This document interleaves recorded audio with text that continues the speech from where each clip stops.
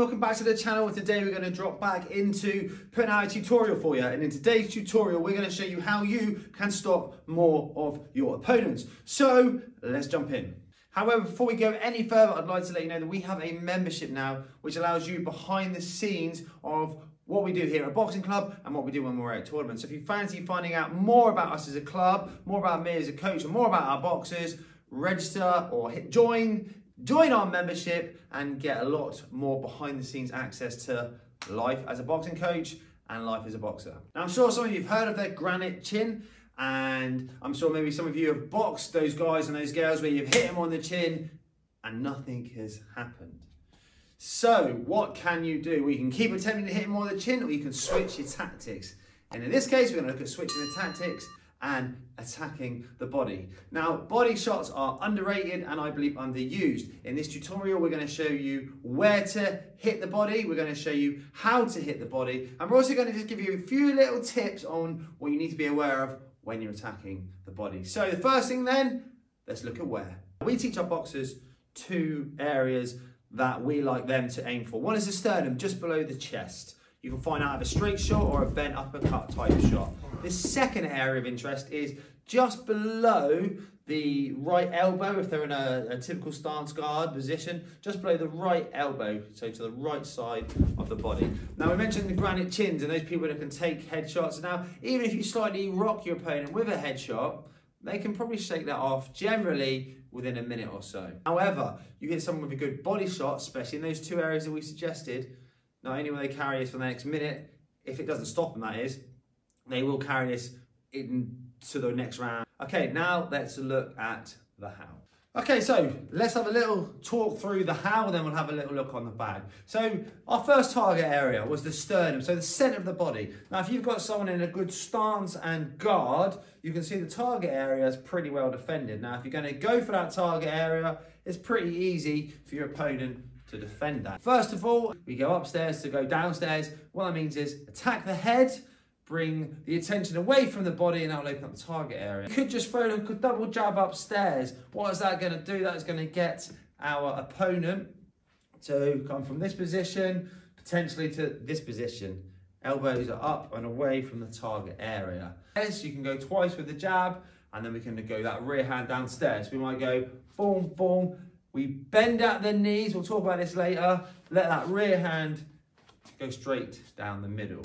You could straight jab to the head, straight jab to the body. So we go tap, tap. So for the second one was jab up, jab down. Okay, so it's all good and well being able to set the body shots up and to land them. But what we don't want to do is leave ourselves in a position where we could be countered, or even worse, that we could be caught as we're attempting to land. The first thing we need to be aware of is that when we're going for the body, whether it be a jab or a backhand, when we're going for the body, we dip at the knees and let that shot go. What we don't want to do is punch down and leave ourselves exposed. So to start with, when we're learning the technique, we don't just punch down and leave our chin exposed. Second to that is, what are we going to do after? How many times have you watched someone land a great body shot? So they might have done everything we talked about. They double jab, they've got the guys or girls' hands up, they've dropped the knees, it's all looking perfect. And then from here, they come straight back up, pop, and they've taken one. We don't want to give anything away on the way out. So the first thing we need to be aware of, or make sure that we do, is once we've landed that shot, that when we do come back up, firstly, boom, we come up tight with our hands tight. Second, is we move the feet as we come up. Boom, boom. When we come up, it's back in a straight line if you must, with the hands tight, or boom, boom, it's out to the angle with the hands tight. That is going to make sure that you are not caught with anything and you don't give anything away on the way out. So that's if we're attacking with straight shots down the middle. If you're looking to land a bent arm shot through the center, you'd obviously have to close the distance. So if I was going to go jab, uppercut, as you can see, I'm going to miss my target. So I'm going to have to change the distance. So it's boom, boom, boom, boom. Now, landing bent arm shots to the side of the body is a little more trickier. So we've just touched on the fact we need to change the distance if we're setting up with long shots, or need to change the distance so we can land bent arm shots. So the feet are going to have to move. Again, another thing we need to be aware of when landing the liver shot, if we're boxing an orthodox boxer, as I mentioned, the liver is underneath my right elbow. So this would be your opponent's strong hand. So if we're trying to land under their strong hand, it means we've got to go across their strong hand. We need to be very careful that we don't end up walking onto a big backhand or a big hook. So how can we set the shot up?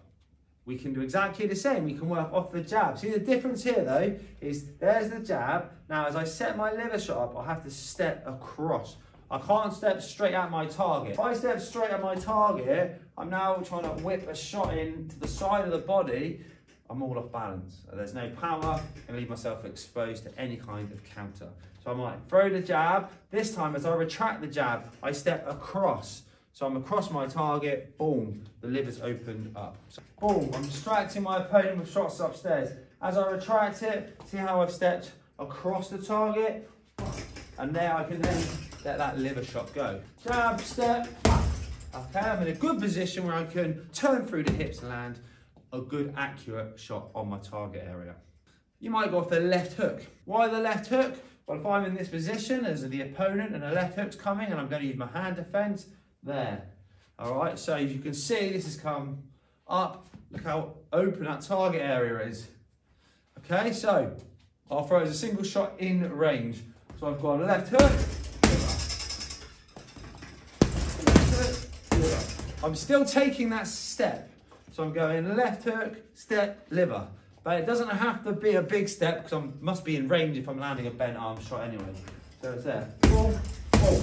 Guys, if you're getting lots of value from this, there's two courses that I know you are going to love. One is a online boxing beginners course. It will take you from learning stance and guard right the way through to tactics against different opponents. All online, can be used from your phone. So go check that out, link in the description. If you've been boxing a little bit longer and want to learn a little bit more about your angles, we have a great program for you called The Right Angle.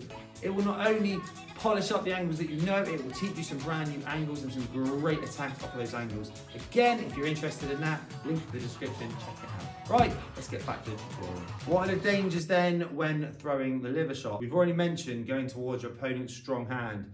So, not doing enough setup work, stepping across and boom, suddenly being hit with a backhand. We notice a lot of times when we're throwing the liver shot, this hand just drops down, the rear hand drops down almost to the waist.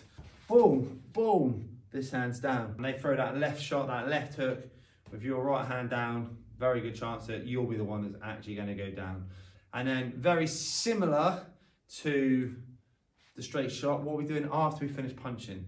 If we've gone here and then step straight back on the punch line, we're getting hit.